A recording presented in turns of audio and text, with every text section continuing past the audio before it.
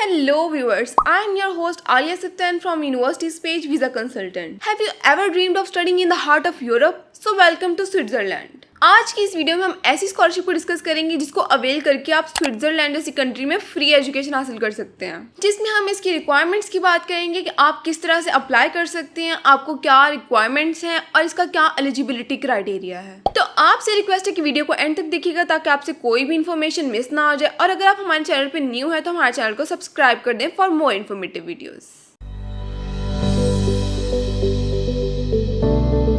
So guys, Switzerland एक waste central European country है और ये पूरी दुनिया की मोस्ट ब्यूटीफुल कंट्रीज में से एक है। टूरिज्म के लिहाज से देखा जाए तो बहुत से लोग अपनी वेकेशन के लिए यहाँ पे आना पसंद करते हैं और स्विट्जरलैंड के वेदर की वजह से भी बहुत लोग यहाँ पे आते हैं, क्योंकि स्विट्जरलैंड भी शेंगन जोन का पार्ट है। तो आप एक वीजा से 26 कंट्रीज में ट्रैवल कर सकते हैं इजीली। एजुकेशन के लिहाज से देखें तो स्विट्जरलैंड टॉप कंट्रीज में आती है। यहाँ पे बहुत सी पब्लिक यूनिवर्सिटीज है जिनकी फीस भी बहुत अफोर्डेबल है।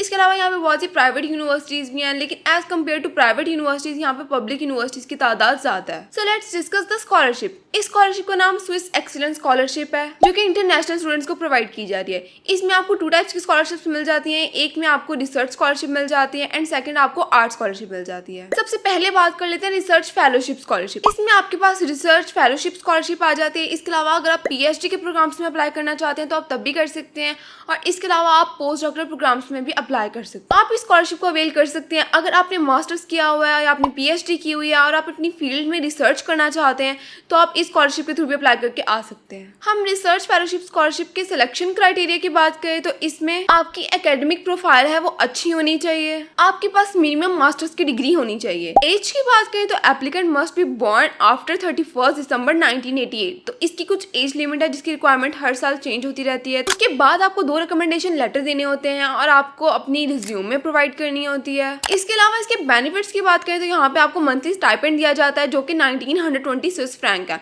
which is equals to 6,05,000 PKR। और इस स्कॉलरशिप में आपके सारे लिविंग एक्सपेंसेस कवर हो रहे होते हैं और इसके अलावा आपको आपके एजुकेशनल डॉक्यूमेंट्स रिक्वायर्ड होते हैं। इसके बाद आ जाती है पीएचडी स्कॉलरशिप। इस स्कॉलरशिप की रिक्वायरमेंट्स भी सारी सेम है। आप इवन तो आपका जो स्टाइपेंड मिलता है वो भी आपको सेम है और बेनिफिट्स भी सेम है, पर इसकी जो ड्यूरेशन है वो 36 मंथ्स है, लेकिन जो रिसर्च की ड्यूरेशन थी वो अराउंड 1 ईयर थी। उसके बाद हमारे पास आ जाती है पोस्ट डॉक्टरल स्कॉलरशिप। इसमें मिनिमम आपको आपकी पीएचडी की डिग्री रिक्वायर्ड है जिसकी मिनिमम वैलिडिटी 2021 है और 31 जुलाई 2024 से पहले की होनी चाहिए। इसमें भी आपको एक रिसर्च प्रपोजल देना होता है। उसके अलावा आपकी रिज्यूमे आ जाती है, प्लस आपको 2 रिकमेंडेशन लेटर्स प्रोवाइड करने होते हैं। और इसमें जो आपको मंथली स्टाइपेंड दिया जाता है वो 3500 स्विस फ्रैंक है, जो कि देखा जाए तो 3000 यूरोस के इक्वल है। इसके अलावा आपको आर्ट्स में स्कॉलरशिप प्रोवाइड की जा रही है कि अगर कोई स्टूडेंट अपना मास्टर्स आर्ट में करना चाहता है तो आप स्कॉलरशिप को अवेल कर सकते हैं। लेकिन ये जो स्कॉलरशिप है ये मिनिमम कंट्रीज के लिए एलिजिबल है, तो आप अपनी कंट्री का एलिजिबिलिटी क्राइटेरिया चेक कर लें। अगर आपकी कंट्री एलिजिबल है तो आप इसमें आर्ट्स में मास्टर्स में भी अप्लाई कर सकते हैं। इस स्कॉलरशिप में अप्लाई करने के लिए आपको इनकी ऑफिशियल वेबसाइट पे जाके एप्लीकेशन पैकेज डाउनलोड करना होता है, जिसमें आपको सब कुछ मिल जाता है, फॉर्म्स, एप्लीकेशन एंड इंक्लूडिंग आपको रिकमेंडेशन लेटर का फॉर्मेट भी मिल जाता है। इसके अलावा इसमें आप बहुत सी कैंटोनल यूनिवर्सिटीज में अप्लाई कर सकते हैं, मतलब किसी भी पब्लिक यूनिवर्सिटी में अप्लाई कर सकते हैं,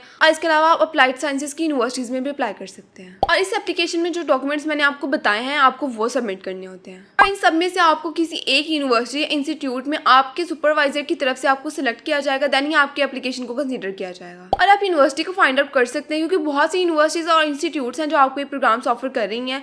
तो आप इनकी ऑफिशियल वेबसाइट पे जाके एप्लीकेशन गाइडलाइंस के फॉर्म को डाउनलोड करें और इसमें आपको सारी यूनिवर्सिटीज और सारी इंस्टीट्यूट्स की लिस्ट मिल जाएगी। आपको अपनी एप्लीकेशन की एटलीस्ट 2 कॉपीज मस्ट सबमिट करवानी होती है। और क्योंकि ये फुल टाइम रिसर्च प्रोग्राम है तो ऐसा नहीं हो सकता कि पार्ट टाइम रिसर्च आप एक कंट्री में करें या पार्ट टाइम रिसर्च आप एक कंट्री में करें।